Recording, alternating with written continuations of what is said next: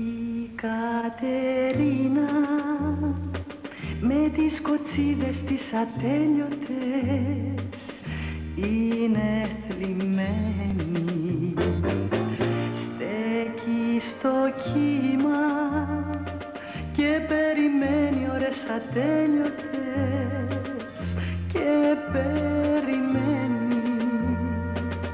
Θαλασσοπούλια άργο πετάνε με κρυφό γελό και λέει η πουλιά μόλις ξεπρόβαλε η αυγή, γιατί τα γόρι μας αργεί, γιατί τα γόρι μας αργεί. Και λέει το κύμα με ένα πικρό πικρό χαμόγελο, αυτή είναι η αρχή.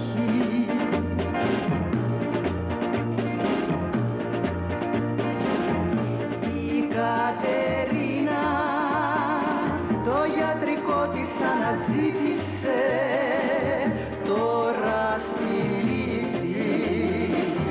Κάπνο στη σκέψη, κάπνο στην πίκρα, στην απόγνωση, κάπνο στα στήθη. Όνειρα χίλια, χίλια ονειροπερπατήματα, αγόρια χίλια, κόσμοι παράξενοι τρελοί, φτιαχτή παράδειση θολή που έχουν μυστήριο πολύ. Αχ, Κατερίνα, είπαν οι φίλοι της στα κύματα, είσαι τρελή.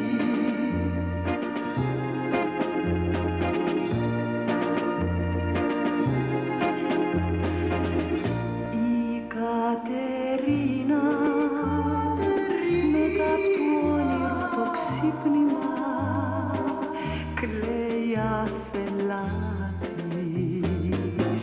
Βλέπει στο κύμα πως πια η αυγή δεν καθρεφτίζεται στα μάγουλά της. Όνειρα χίλια και χίλια άσχημα ξυπνήματα, πικρά τα χίλια, φάρμακη σκέψη βαθιά, πως όλα εκείνα τα παιδιά δεν της γεμίσαν την καρδιά.